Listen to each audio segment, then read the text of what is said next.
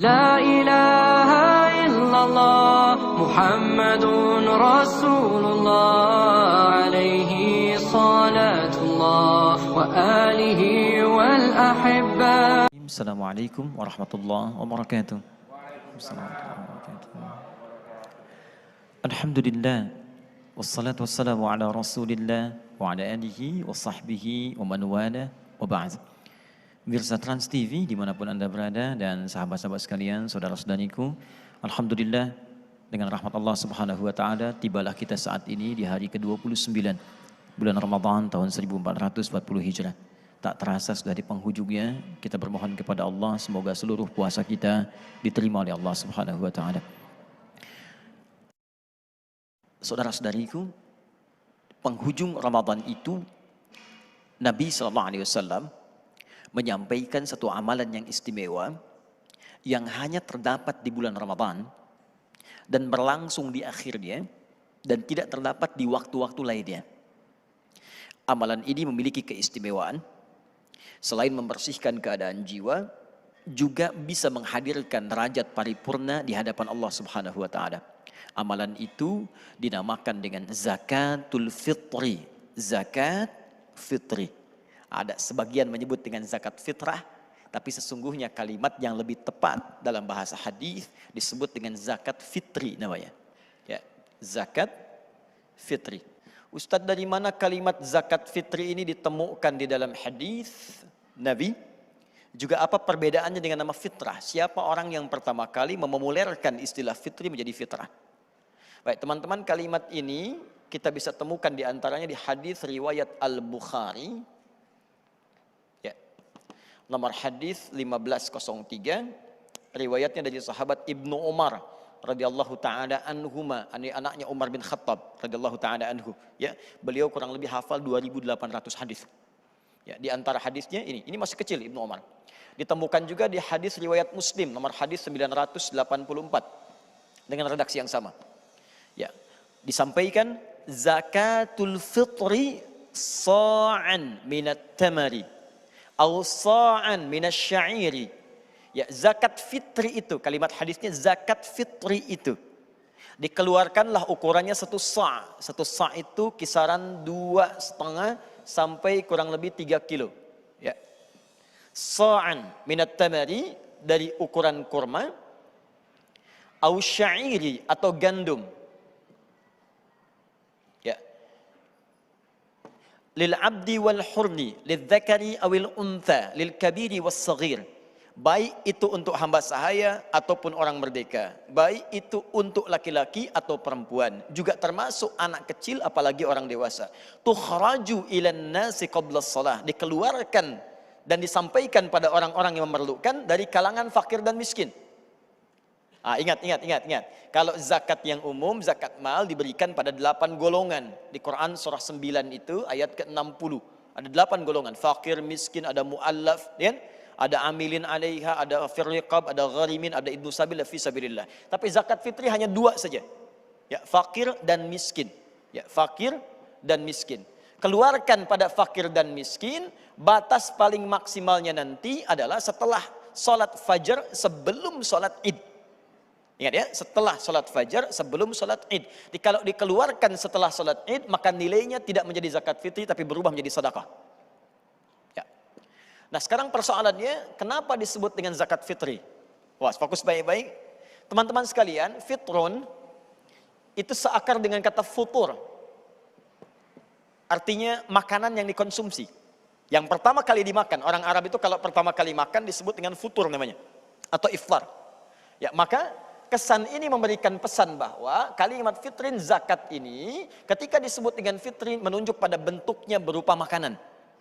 Ya karena itu hari pertama Syawal ketika selesai Ramadan disebut dengan Idul Fitri. Kenapa disebut Idul Fitri? Karena di hari itu kita boleh makan kembali. Yang sebelumnya tidak makan, maka sunnahnya selesai sholat subuh sebelum berangkat sholat id makan dulu untuk menunjukkan Ramadan telah usai. Jelas ya? Dan tidak disebut dengan Idul Fitrah, Idul Fitri karena kembali kepada makan semula. Maka dari itu bentuk zakat ini sifatnya mesti makanan. Ya. Gambarannya begini, ada orang yang saat masuk Idul Fitri dalam keadaan bahagia, orang lain makan, ada sosok-sosok yang nggak bisa makan. Di saat orang sedang senang, bisa makan, ngundang orang, tengok tetangga, mampir ke rumah. Di tempat dia kosong, gak ada makanan. Di malu mau terima orang. Dan bahkan dirinya pun gak bisa menikmati, seakan-akan puasa lagi setelah itu. Padahal seharusnya dia berbuka.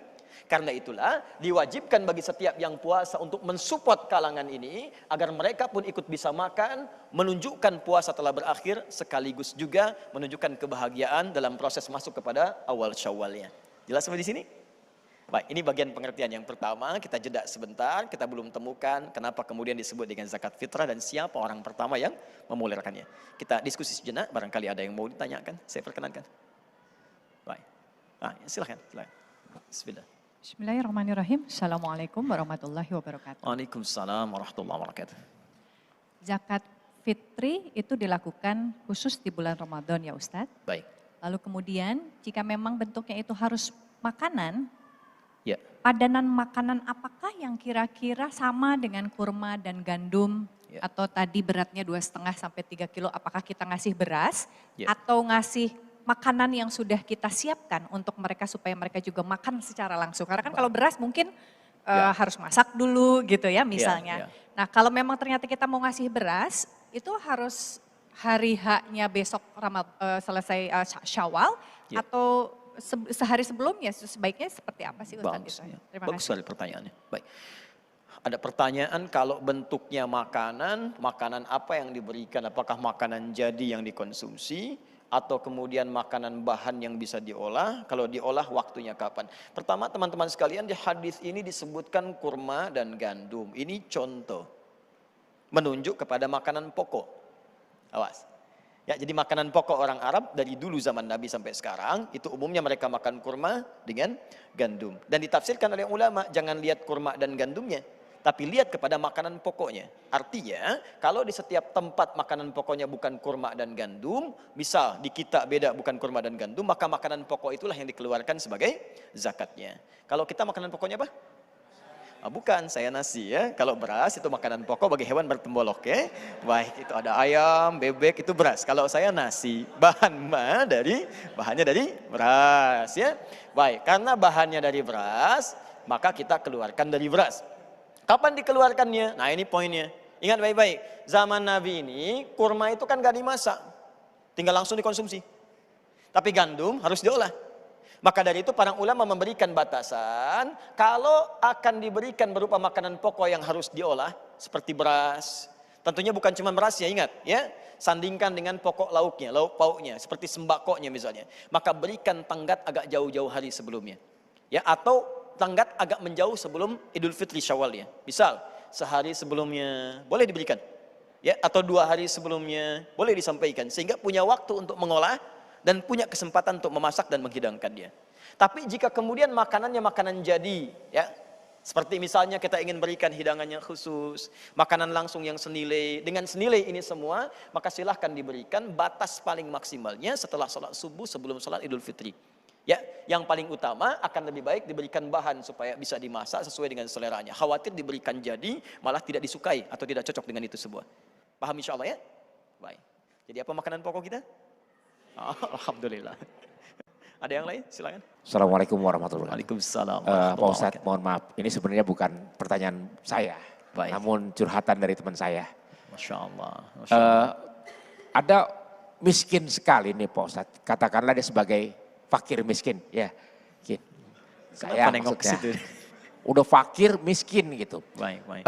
Bagaimana hukum zakatnya? Apakah dia juga wajib untuk membayar zakat gitu? Ya. Nah kemudian dahulu kan nih, sekarang ini kan lagi ngetren zakat uang sama beras. Mana yang lebih kita utamakan, apakah beras dulu atau uang dulu? Baik. Insya Allah kejawab. Nah, makasih. Ya, Makasih, bagus Pak. pertanyaannya. Di sini saya ingin definisikan dulu supaya paham kita batasannya. Beda antara fakir dengan miskin.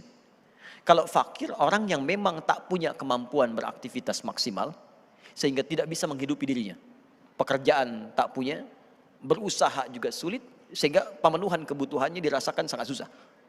Miskin, orang yang punya pekerjaan, tapi hasil dari pekerjaan itu belum mampu memberikan apa yang ia butuhkan secara maksimal. Maka dibantu ia dari zakat supaya stabil dalam proses kehidupannya. Dalam kategori ini jika memang ada orang sama sekali tak bisa kemudian mengeluarkan, statusnya sulit, jangankan untuk keluarkan zakat, dirinya pun kesulitan. Bagaimana status zakatnya? Kata para ulama, statusnya ini sepanjang dia berpuasa. Artinya berpuasa. Pertama mengatakan tetap dia mengeluarkan. Dari mana caranya? Bisa dibantu dengan orang lain yang bersedekah.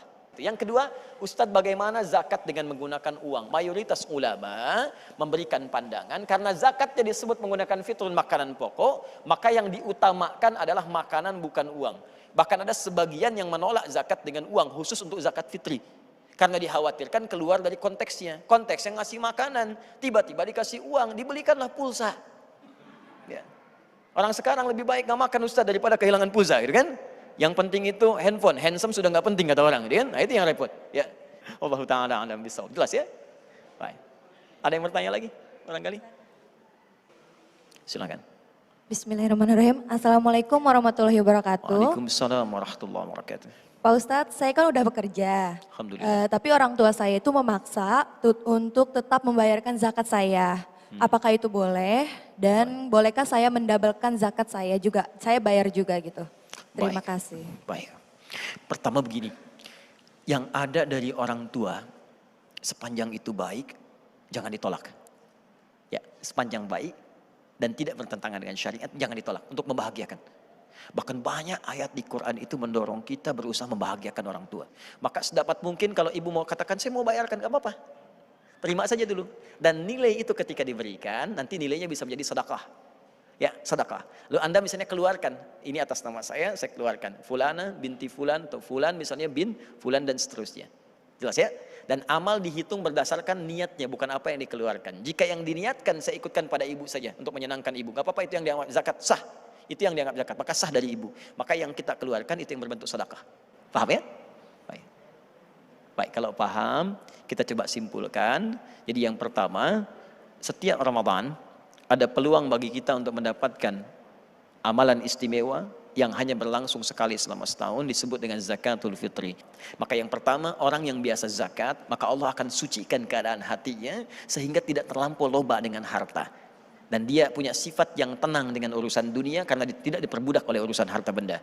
Kedua, zakat bukan mengurangi tapi menambah. Ketika Anda keluarkan, maka Allah akan tambah keberkahan dalam rezeki Anda, tambah keberkahan dalam usia Anda, dan tambah manfaat dalam apa yang telah Allah berikan kepada kita. Fitrun berupa makanan. Zakat ini dikeluarkan dalam bentuk makanan, tidak dalam bentuk yang lain menurut mayoritas ahli fiqih, supaya bisa dikonsumsi dan merasakan kebahagiaan, sekaligus menunjukkan bahwa Ramadan telah usai dan saatnya makan kembali. Keadaan orang yang sudah bersih hatinya, maka kembalilah ia kepada fitrahnya. Fitrah manusia menunjuk pada kebeningan hatinya. Untuk itulah Ibnu Abbas radhiyallahu taala anhuma mempopulerkan fungsi zakat fitri yang bisa mempengaruhi kepada fitrah. Maka beliau namakan dengan zakat fitrah, zakat yang bisa menyucikan jiwa seseorang selain mengonsumsi makanan untuk kebahagiaan. Itulah inti materi kita. Semoga dengan zakat fitri ini disucikan hati kita, diberikan kemuliaan dan diistimewakan oleh Allah Subhanahu wa taala. Allahumma taqabbal minna innaka antas samiul alim. وتب علينا إنك أنت التواب الرحيم اللهم اجعلنا ممن يا الله يتبع فطرتك يا أرحم الراحمين اللهم اجعلنا ممن يتبع فطرتك يا رب العالمين اللهم اجعلنا ممن أتاك من قلب سليم لا ينفع مال ولا بنون إلا من أتاك بقلب سليم. Ya Allah, jadikan kami termasuk hamba-hambamu yang bersih hatinya, suci hatinya. Jauhkan kami dari kotoran-kotoran yang tidak Engkau ridhai. Ya Allah, tuntun kami untuk beramal saleh sesuai dengan ridhamu. Berikan kami kesempatan untuk menghadap kepadamu dengan hati yang bening. Pada saat harta tidak bermanfaat, pada saat keturunan tidak mampu menolong, kecuali yang datang kepadamu dengan jiwa-jiwa yang bersih. Maka mohon ya Allah, dengan zakat fitri ini bersihkan jiwa kami, beningkan hati kami, dan jadikan orang-orang di antara kami adalah orang-orang mampu meraih ridhamu dan abai dengan nestapa kehidupan dunia. Allahumma bifadlika subhana rabbika rabbil izzati amma yasifun, wa salamun alal mursalin, walhamdulillahi rabbil alamin. Demikian pemirsa, semoga bermanfaat. Selamat berbuka. Assalamualaikum warahmatullahi wabarakatuh.